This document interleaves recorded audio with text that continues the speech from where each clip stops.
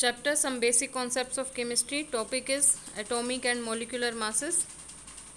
So, what is atomic mass? Basically, mass of an atom.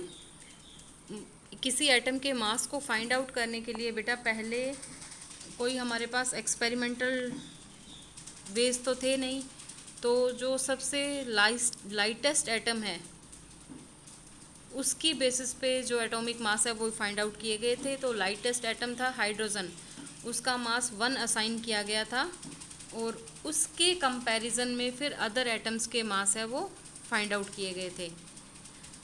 However in present system atomic masses are based on carbon 12 and nowadays तो mass spectroscopy और other techniques भी आ गई हैं जिनसे हम मास को एक्यूरेटली कैलकुलेट कर सकते हैं। तो जब प्रेजेंट सिस्टम है हमारा वो एटॉमिक मासेस का, that is based on carbon 12। तो कार्बन 12 के रेस्पेक्ट में किसी भी एटम का मास है वो कैलकुलेट किया गया है और मास को है वो एटॉमिक मास यूनिट AMU से रिप्रेजेंट किया जाता है। So first of all we should know what is AMU. AMU is atomic mass unit and 1 AMU is defined as the mass exactly equal to 1/12 of the mass of one carbon 12 atom. 1 AMU क्या है? मास exactly equal to 1/12 the mass of 1 carbon atom. एक carbon atom के मास के 1/12 के equal है 1 AMU और 1 AMU की value कितनी है? 1.66 इंटू 10⁻⁻24 ग्राम्स। अगर आपने ये पता करना है कि ये वैल्यू कहाँ से आई है तो आप कैलकुलेट कर सकते हैं। It is mass of 1/12 of mass of 1 carbon atom. तो कैलकुलेट करने के लिए क्या करेंगे? 1/12 1/12 लिखिए multiplied by mass of 1 atom. एक कार्बन एटम का मास क्या होगा?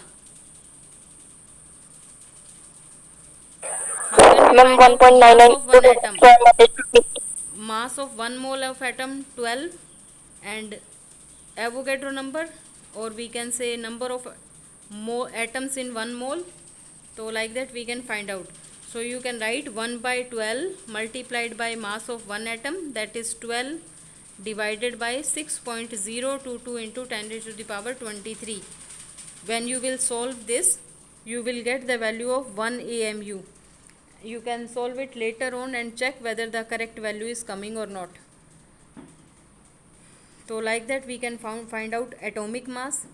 And nowadays atomic mass has been replaced by U. What is U?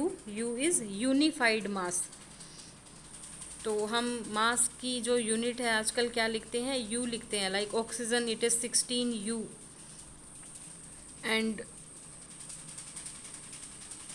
Molecular mass क्या होता है?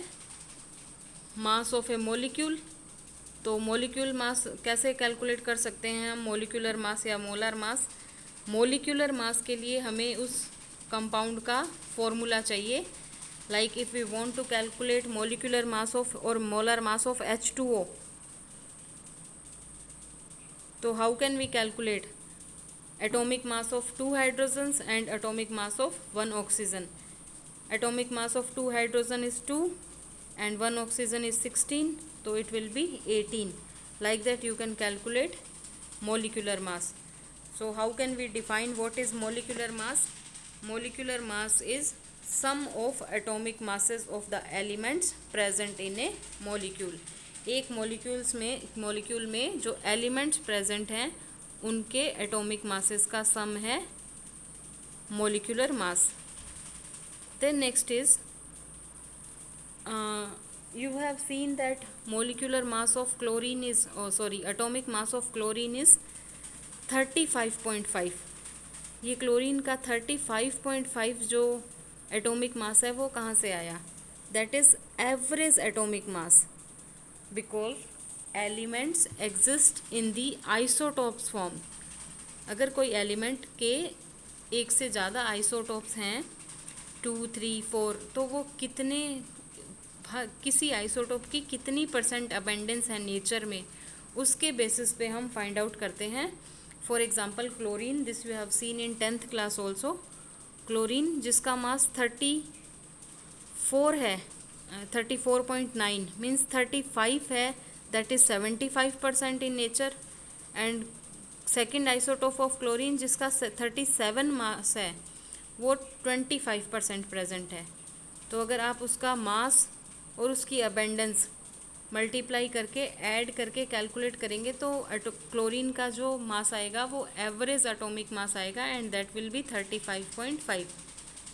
Like this one more example is given in your text book for carbon.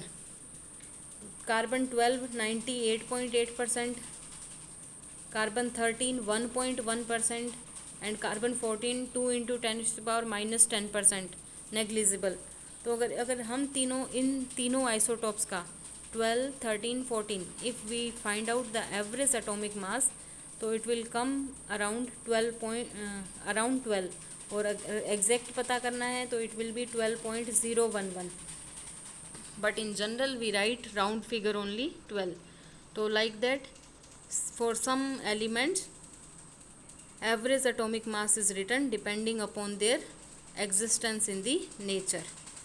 And as we have discussed molecular mass is the sum of atomic masses of the elements present in a molecule.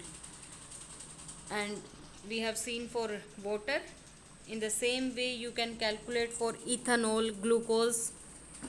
Quickly you calculate molar mass of ethanol and tell me what is the formula of ethanol? C2H5OH. Yes, ma'am. See, I will explain one more example. So for 1 carbon it is 12, 2 carbon 24, total 6 hydrogen it is 6, and then 1 hydrogen का 1 होगा तो 6 hydrogen का atomic mass 6 हो जाएगा। Then oxygen it is 16। So जो ethanol है उसका molecular mass आएगा how much? 46. 46. So like that you can calculate molecular mass of any molecule. Like you can calculate for another molecule. I am giving you some molecules. After the class you can try, like write some molecules like glucose, benzene, methane, carbon dioxide, and you can try some other molecules also. Then we have next topic, that is formula mass. So we should know the meaning. What is the difference between atomic mass and molecular mass? That we know. Atomic mass is mass of one atom and molecular mass is mass of one molecule. Now what is the difference between molecular mass and formula mass? So as we know, molecular mass is mass of one molecule and formula mass is nothing different, but it is only for ionic compounds. Why? Because ionic compounds exist in the form of a crystal lattice.